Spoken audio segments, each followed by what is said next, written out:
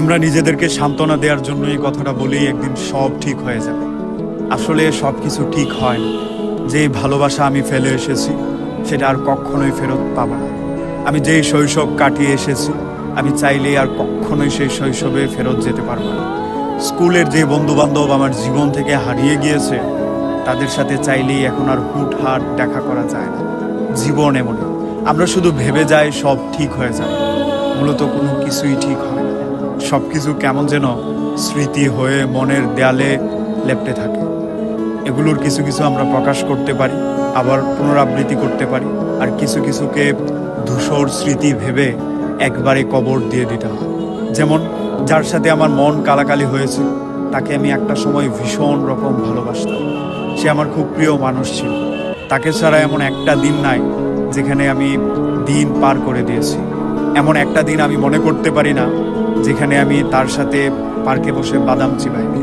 পরিচয় হওয়ার পর থেকে কয়েকটা বছর খুব ভালো সময় গিয়েছে, কিন্তু আমাদের বিচ্ছেদের পর তার সাথে আর দেখা করা, কথা বলা, বাদাম চিবানো, পার্কে বসে আড্ডা দেওয়া এগুলো সম্ভব না।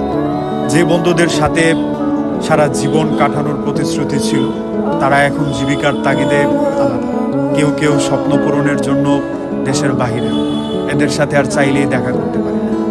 মোবাইলে কথা বলা কিংবা ভিডিও কলে অ্যাটেন্ড হওয়া আগের মতো আবেগ জমায় না, আগ্রহ দেখায় না, কেমন যেন সেই ফিলটাই পায় না। সময় চলে যায়, সব কিছুই কেমন যেন ঘোলাটে হয়ে যায়, মানুষ হারিয়ে যায়, তাদের স্মৃতি নিয়েই আমাদের বেঁচে থাকতে হয়। এটা এমনই জীবন।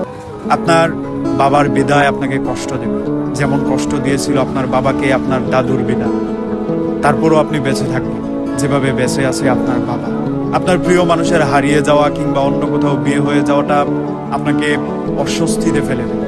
মনে হবে আর বেঁচে থাকতেই পারবেন, কিন্তু আপনি দেখবেন কয়েকদিন পর সব ঠিক হয়ে যাচ্ছে।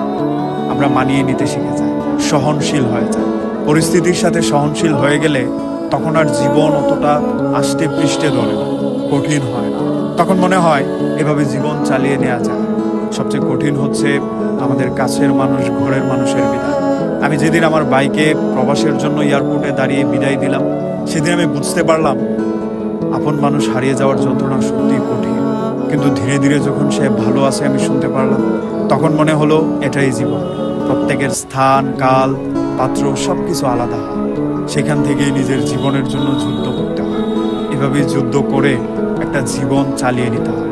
জীবন সহজ না। মানুষের ছেড়ে যাওয়া, প্রিয় মানুষের অন্য কোথাও বিয়ে হয়ে যাওয়া কিংবা বাবার মৃত্যু, দাদুর বিদায়, এগুলো নিয়েই আমাদের বেঁচে থাকতে হয়। এটাই জীবন, এভাবেই বাঁচতে হয়।